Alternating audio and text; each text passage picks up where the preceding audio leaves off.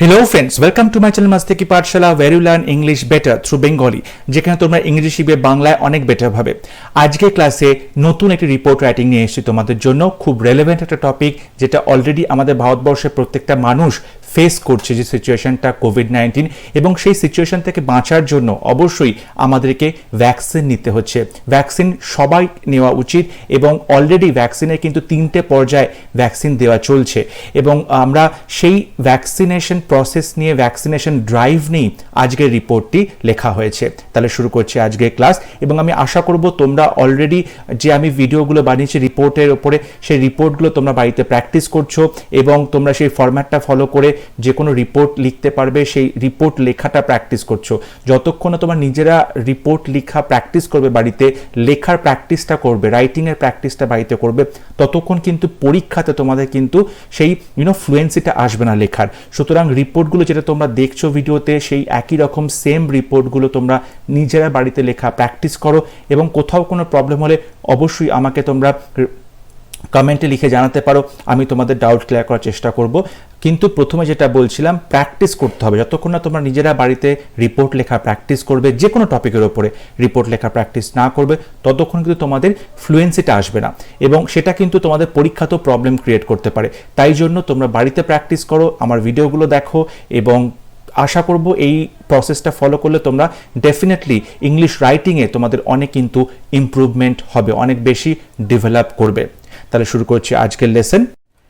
আমি এখানে হেডিং যেটা দিয়েছি সেটা হলো vaccination drive in India and its way forward. Vaccination drive, যে ভ্যাকসিনেশন প্রসেস চলছে, সেটাকে বলা হচ্ছে vaccination drive in India and its way forward. Way forward মানে হচ্ছে এরপরে ভবিষ্যতে কি হতে পারে, মানে ভ্যাকসিনেশন ড্রাইভটা তো এই মুহূর্তে চলছে, এবং তার পরবর্তী তার ভবিষ্যৎ কি সেটাও কিন্তু এখানে বলা হচ্ছে। ইটস ওয়ে ফরওয়ার্ড, এরপরে কিভাবে ভ্যাকসিনেশন ড্রাইভটা আরও কন্টিনিউ করা যেতে পারে, এরপরে কি কি হতে পারে, সেইটা নিয়েও কিন্তু বলা হচ্ছে, মানে একটা পথ দেখানো হচ্ছে। So vaccination drive in India and its way forward, এবং এটা লেখা হয়েছে বাই আ স্পেশাল করেসপন্ডেন্ট। খবর কাগজের জন্য স্পেশাল করেসপন্ডেন্ট লেখাটা খুব বেশি সেফ হবে, এবং খুব ভালো হবে, ইমপ্রেসিভ দেখতে লাগে। New Delhi 7 June. এখানে যে জায়গাটা দিয়েছি, নিউ দিল্লি দিয়েছি, কারণ দেখো এই ধরনের যে ড্রাইভগুলো, যে গভর্নমেন্টের যে প্রজেক্টগুলো, সেটা ইউজুয়ালি নেশন ওয়াইড হচ্ছে, সারা দেশে হচ্ছে, এবং যেহেতু নিউ দিল্লিটা আমাদের রাজধানী শহর, সেহেতু নিউ দিল্লি প্লেসটা লিখলে অনেক বেশি ভালো শুনতে লাগে, কারণ নিউ দিল্লি থেকে পুরো কাজটাকে কন্ট্রোল করা হচ্ছে সেন্ট্রাল গভর্নমেন্ট। তো সেই জন্য নিউ দিল্লি নামটা লেখা খুব বেশি আমার মনে হচ্ছে অ্যাপ্রোপ্রিয়েট হবে। So new Delhi 7 June. এবং এই রিপোর্ট শুরু করার আগে আরেকটা কথা তোমাদেরকে বলে দিই, রিপোর্টে আমি যে সংখ্যাগুলো লিখেছি, মানে এখনো পর্যন্ত কত লোককে ভ্যাকসিন দেওয়া হয়েছে, কত বেনিফিশিয়ারি ভ্যাকসিন পেয়েছে, এই সংখ্যাগুলো কিন্তু আজকের ডেট অনুযায়ী আমি লিখেছি। যখন তোমরা পরীক্ষাতে এই রিপোর্টটি যদি আসে, পরীক্ষাতে যখন তোমরা লিখবে, তখন হয়তো দেখা গেল এর থেকে অনেক বেশি সংখ্যায় লোককে ভ্যাকসিনেশন দেওয়া হয়ে গেছে, তখন কিন্তু তোমাদেরকে ওই সংখ্যাটা সেই সময়ের উপযোগী করে চেঞ্জ করে নিতে হবে, শুধু এইটুকুই চেঞ্জ করতে হবে। ওকে, The cumulative number of COVID-19 vaccine doses administered in the country has crossed 23 crore till now, the Union Health Ministry said. Union health ministry থেকে বলা হয়েছে যে আমাদের দেশে যে ভ্যাকসিনেশন প্রসেস চলছে, সেই ভ্যাকসিনেশন প্রসেসে এখনো পর্যন্ত 23 কোটি মানুষকে, 23 কোটির বেশি মানুষকে ভ্যাকসিনেশনের প্রসেসের আওতায় আনা গেছে। এই যে কিউমুলেটিভ নাম্বার বলছে, কিউমুলেটিভ নাম্বার মানে হচ্ছে বলতে পারো একত্রে, মানে যত সংখ্যায় দেওয়া হচ্ছে, যতগুলো ডিপার্টমেন্টে দেওয়া হচ্ছে, মানে 60 বছরের ঊর্ধ্বে দেওয়া হয়েছে, 45-এর ঊর্ধ্বে দেওয়া হয়েছে, হেলথ ওয়ার্কারকে দেওয়া হয়েছে, ফ্রন্টলাইন ওয়ার্কার্সদের দেওয়া হয়েছে, 18 থেকে 44 ইয়ার্সের মধ্যে এখন শুরু হয়েছে। তো এই যে যতগুলো ডিভিশনে দেওয়া হয়েছে ভ্যাকসিন, সমস্ত ডিভিশনকে একসাথে করলে, কিউমুলেটিভ করলে, সেটা কিন্তু সংখ্যাটা দাঁড়াচ্ছে 23 কোটি। ওকে, সো ভারতবর্ষে যদি 130 বা 140 কোটি লোক হয়, তার মধ্যে 23 কোটি লোককে এখনো পর্যন্ত ভ্যাকসিন দেওয়া হয়েছে, দেওয়া সম্ভব হয়েছে, এবং এটা বলেছে ইউনিয়ন হেলথ মিনিস্ট্রি থেকে। Health Minister Harshvardhan said in a statement that India will have 516 million coronavirus vaccine doses by July. আমাদের যিনি হেলথ মিনিস্টার আছেন, স্বাস্থ্যমন্ত্রী আছেন হর্ষবর্ধন, তিনি একটি বিবৃতিতে বলেছেন, স্টেটমেন্ট মানে বিবৃতি, বলেছেন যে India will have 516 million corona virus vaccines doses by July মাসের মধ্যে ইন্ডিয়াতে 516 মিলিয়ন কিন্তু ভ্যাকসিনের ডোজ আমরা পেয়ে যাব, and more than 2 billion doses by the end of the year, এবং এই বছরের শেষ 2021 ডিসেম্বরের মধ্যে আমরা 2 বিলিয়ন ডোজ কিন্তু পেয়ে যাব। এবং আমরা খুব ভালো মতো বুঝতে পারছি, খুব অপটিমিস্টিক, আশাবাদী যে এই ফিগারগুলো যেটা তিনি বলেছেন সেটা কিন্তু একদম সত্যি হবে, এবং ইন্ডিয়াতে কিন্তু খুব তাড়াতাড়ি সমস্ত যত লোককে সম্ভব ভ্যাকসিনেশনের প্রসেসের আওতায় নিয়ে আসা যাবে, কারণ ভ্যাকসিনেশনের মাধ্যমে কিন্তু আমরা এই করোনা ভাইরাসকে রুখতে পারি, ফাইট করতে পারি। তো এখানে যে ইন্ট্রোডাকশনের দুটো লাইন বলেছি আমি, এই দুটো লাইনে দেখো, প্রথমে আমি যেটা চেষ্টা করেছি যে কি বিষয়ে কথা বলছি, ভ্যাকসিনেশন ড্রাইভ, এবং কত লোককে ভ্যাকসিন দেওয়া হয়েছে এবং কত লোককে এই বছরের শেষের মধ্যে ভ্যাকসিন দেওয়া সম্ভব হবে বলে আশা করা যাচ্ছে। এই যে বেসিক ইনফরমেশনগুলো সেটা কিন্তু আমরা প্রথমে ইন্ট্রোডাকশনের মধ্যে দেওয়ার চেষ্টা করেছি। এরপরে সেকেন্ড প্যারাগ্রাফে আমরা ভ্যাকসিনেশন প্রসেসটা ডিটেলে বলবো যে কি কি ভ্যাকসিন দেওয়া হচ্ছে, কটা ফেজে দেওয়া হচ্ছে, কাদেরকে দেওয়া হচ্ছে, দুটো ডোজের মধ্যে কত গ্যাপ রয়েছে, এই সমস্ত কিছু ডিটেলে আলোচনা করব second প্যারাগ্রাফে। India launched the world's biggest inoculation drive against the infectious disease on January 16, 2021, after the Drug Controller General of India, DCGI, the country's national drug regulator, approved the 2 vaccines for restricted use. Serum Institute of India's Covishield, developed by Oxford University and AstraZeneca, and Bharat Biotech's Covaxin. সেন্টেন্সটা একটু বড় হয়ে গেছে কারণ সেন্টেন্সটাতে অনেকগুলো information একসাথে দেওয়ার চেষ্টা করেছি। ইন্ডিয়া লঞ্চ করেছে the world's biggest inoculation drive. ইনোকিউলেশন মানে হচ্ছে ভ্যাকসিনেশন, ইনোকিউলেশন মানে হলো ভ্যাকসিনেশন। সো এই যে ভ্যাকসিনেশন ড্রাইভ, যেটা পৃথিবীর সব থেকে বৃহত্তম ভ্যাকসিনেশন ড্রাইভ, কারণ আমাদের দেশে সব থেকে জনসংখ্যা বেশি, তাই জন্য এত লোককে ভ্যাকসিনেশন প্রসেস এর আওতায় আনতে গেলে ভ্যাকসিনেশন যে ড্রাইভ সেটা সব থেকে বড় হবে সারা পৃথিবীতে।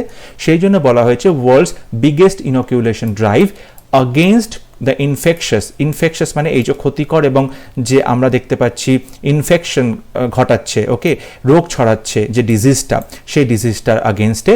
এবং এটা শুরু করা হয়েছিল জানুয়ারি 16 অন জানুয়ারি 16, 2021, আফটার, কার পরে শুরু হলো, after the drug controller general of India, DCGI. এই যে অর্গানাইজেশনটা, এটা কি করে, এটা হচ্ছে the country's national drug regulator.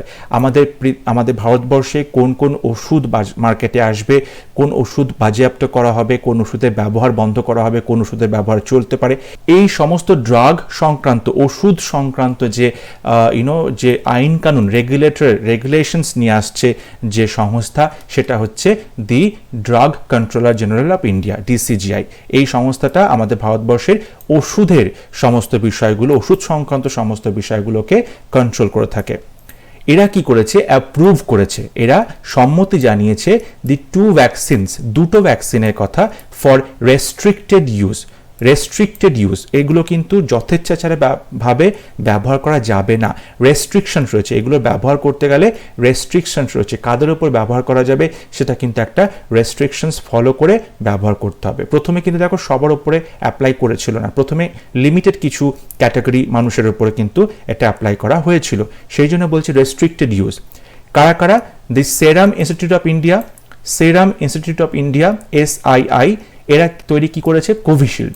এরা কোভিশিল্ড তৈরি করেছে। কোভিশিল্ডটা actually developed by Oxford University and AstraZeneca. Oxford University এবং অ্যাস্ট্রাজেনেকা, এই দুটো কোম্পানি এবং আমাদের ইউনিভার্সিটি, অক্সফোর্ড ইউনিভার্সিটি, এই দুজন মিলে কিন্তু এই কোভিশিল্ডটা ডেভেলপ করেছে, এবং সেই প্রযুক্তি নিয়ে ইন্ডিয়াতে সিরাম ইনস্টিটিউট অফ ইন্ডিয়া এরা এই কোভিশিল্ডটা তৈরি করেছে।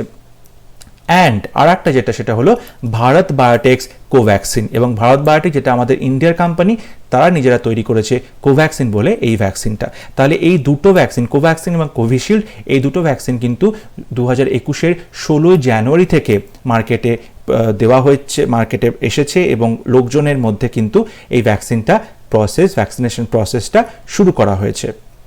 ইন দি ফার্স্ট 2 phases, প্রথম দুটো ফেজেস অফ দি ড্রাইভ, এই ভ্যাকসিনেশন ড্রাইভে আপ টু মার্চ 31, যেটা কিনা 31 মার্চ পর্যন্ত হলো, মানে এই যে দুটো ফেজে দেওয়া হলো ভ্যাকসিনেশন, তাতে কি হলো, health care and frontline workers, যারা হেলথ কেয়ার, যারা হেলথের সিস্টেম রয়েছে, যারা হসপিটালে রয়েছে, ডক্টরের সাথে কাজ করছে, যারা রোগীদের সাথে ডিরেক্টলি কন্ট্যাক্টে আসছে, সেই সমস্ত হেলথ কেয়ার কর্মীদেরকে, এবং ফ্রন্টলাইন ওয়ার্কার যারা একদম সামনে থেকে কাজ করছে, পুলিশ রয়েছে, সেখানে ডক্টররা রয়েছে, ঠিক আছে, যারা এমার্জেন্সি সার্ভিস দিচ্ছে, সেই সমস্ত ওয়ার্কাররা রয়েছে যারা একদম সামনে থেকে কাজ করছে, তাদেরকে দেওয়া হচ্ছে। আর দেওয়া হচ্ছে কাদেরকে, ইন্ডিয়ানস ওল্ডার দ্যান 60 ইয়ার্স, যাদের বয়স 60 বছরের বেশি, সেই সমস্ত ভারতীয়দেরকে, and those above 45 who suffer from comorbidities, এবং যাদের বয়স 45-এর ওপরে এবং যারা বিভিন্ন রোগে সাফার করছে। মরবিডিটিস মানে বিভিন্ন রোগে যে তারা সাফার করে, কষ্ট পাচ্ছে বিভিন্ন শরীর খারাপে, সেই সমস্ত লোকদেরকে দেওয়া হচ্ছে ওয়্যার কাভার, তাদেরকে প্রথম দুটো ফেজের মধ্যে নিয়ে আসা হয়েছিল। তাহলে in the first 2 phases of the drive up to March 31, health care and frontline workers, Indians older than 60 and above, and those above 45 who suffer from comorbidities were covered, তাদেরকে কভার করা হলো, তাদেরকে এই দুটো ফেজের মধ্যে নিয়ে আসা হলো। The third phase, scheduled from 1st May for the people in 18 to 44 years age group, was delayed due to shortage of vaccines. বলছে থার্ড ফেজ, যেটা কিনা শিডিউলড হয়েছে, যেটা কিনা বলা হয়েছে এটা কাজ করবে কবে থেকে, ফ্রম 1st মে থেকে এটা শুরু হওয়ার কথা ছিল। কাদের জন্য? ফর দি পিপল, সেই সমস্ত লোকজনের জন্য যারা in 18 to 44 years age group, যারা 18 থেকে 44 বছর এই এজ গ্রুপের মধ্যে পড়ে, সেই সমস্ত লোকেদেরকে দেওয়া হবে থার্ড ফেজে, যেটা 1st মে থেকে শুরু হওয়ার কথা ছিল, কিন্তু দ্যাট ওয়াজ ডিলেড, সেটা কিন্তু ডিলেড হয়ে গেছে, দেরি হচ্ছে। কিসের জন্য? Due to shortage of vaccine, ভ্যাকসিনের শর্টেজের জন্য। ভ্যাকসিনের সংখ্যা এই মুহূর্তে কম আছে, ভ্যাকসিন পাওয়া যাচ্ছে না, ভ্যাকসিনের ঘাটতি হয়েছে, সেই জন্য এই থার্ড ফেজটা কিন্তু ডিলেড হয়েছে। People can register their names, লোকজন তাদের নাম রেজিস্টার করতে পারবে, রেজিস্ট্রেশন করতে পারবে নামের, কিসের মাধ্যমে? Through CoWIN portal. এই যে কোউইন, গভর্নমেন্টের যে কোউইন পোর্টাল আছে, সেইটার মাধ্যমে তারা কিন্তু কি করতে পারবে? নাম রেজিস্ট্রেশন করতে পারবে। কিসের জন্য? ফর ভ্যাকসিনেশন, ভ্যাকসিনেশনের জন্য। নাম রেজিস্টার করলে তারা একটা ডেট দেবে, তারা একটা প্লেস বলে দেবে কোথায় কবে ভ্যাকসিন দেওয়া হবে, সেই মতো গিয়ে কিন্তু ভ্যাকসিনটা নিতে হবে। The nationwide drive got off to a slow start amid vaccine hesitancy and lack of awareness.